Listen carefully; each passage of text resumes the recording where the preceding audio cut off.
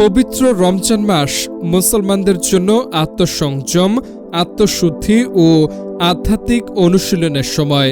সুবহে সাদিক থেকে সূর্যাস্ত পর্যন্ত পানাহার থেকে বিরত থাকার মধ্য দিয়ে রোজাদাররা কেবল ক্ষুধা ও তৃষ্ণায় সহ্য করেন না, বরং নিয়ন্ত্রণ করেন নিজের আচরণ, প্রবৃত্তি ও চিন্তাকেও। রমজান ঘিরে ধর্মীয় অনুশাসন মানার ব্যাপারে মানুষের আগ্রহ যেমন বাড়ে, তেমনি নানা প্রশ্নও সামনে আসে।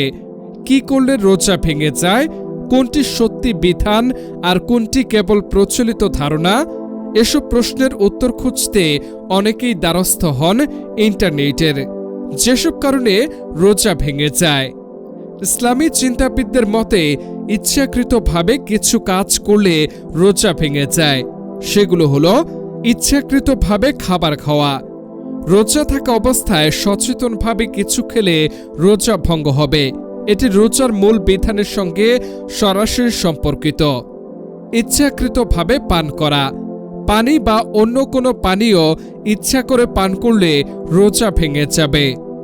শরীর থেকে প্রবাহিত রক্ত বের হওয়া, এ বিষয়ে ফিকহ ভেদে ভিন্ন মত থাকলেও সাধারণভাবে শরীর থেকে উল্লেখযোগ্য রক্তক্ষরণ হলে রোজার ওপর প্রভাব পড়ে, এমন মত রয়েছে।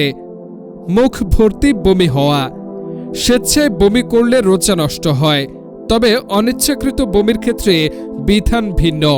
রোজা অবস্থায় দাম্পত্য সহবাস, দিনের বেলায় রোজা রেখে যৌন সম্পর্ক স্থাপন করলে রোজা ভেঙে যাবে এবং এর জন্য কাফফারার বিধানও রয়েছে।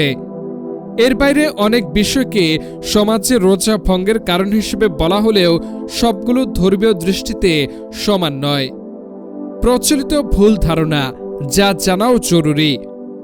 মুখের লালা গিলে ফেললে রোজা ভাঙে, এটি বহুল প্রচলিত ধারণা।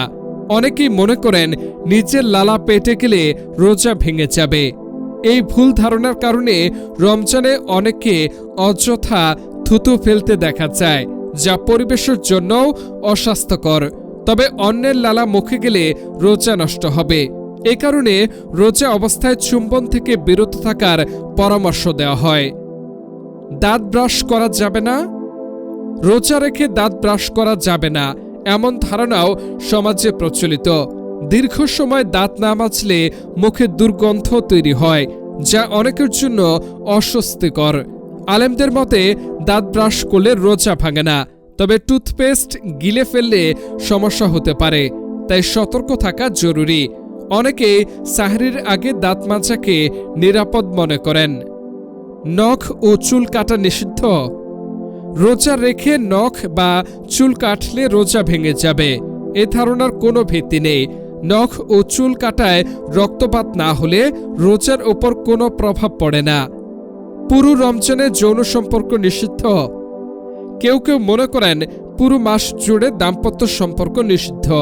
আসলে নিষেধাজ্ঞা কেবল দিনের বেলায় রোজা থাকা অবস্থায়। ইফতারের পর থেকে সাহরির আগ পর্যন্ত দাম্পত্য সম্পর্ক বৈধ। সুগন্ধি ব্যবহার করা যাবে না, আতর ব্যবহার করা সুন্নত হিসেবে বিবেচিত। পারফিউম ব্যবহারে সরাসরি নিষেধ নেই, তবে কেউ কেউ উপাদান নিয়ে সতর্কতার কথা বলেন। অনেকেই দিনের বেলায় ব্যবহার না করে রাতে ব্যবহারকে উত্তম মনে করেন। ভুলে খেলে রোজা ভেঙে যায়, ভুল করে পানি পান বা খাবার খেয়ে ফেললে রোজা ভাঙে না। মনে পড়ার সঙ্গে সঙ্গে খাওয়া বন্ধ করতে হবে, কিন্তু ইচ্ছাকৃতভাবে চালিয়ে গেলে রোজা নষ্ট হবে। ভুলে খাওয়া নিয়ে অযথা আতঙ্কিত হওয়ার কোনো কারণ নেই। ধূমপান করলে রোজা ভাঙে না, এই ধারণা সম্পূর্ণ ভুল। ধূমপান রোজা ভঙ্গ করে, শুধু তাই নয়, এটি স্বাস্থ্যের জন্য ক্ষতিকর। তাই রোজা অবস্থায় তো বটেই, স্বাভাবিক সময়েও ধূমপান থেকে বিরত থাকার পরামর্শ দেওয়া হয়। রান্নার স্বাদ নেওয়া যাবে না, রান্নার সময় স্বাদ বোঝার জন্য সামান্য জিহ্বায় লাগিয়ে পরে ফেলে দিলে রোজা নষ্ট হয় না, তবে গিলে ফেলা যাবে না।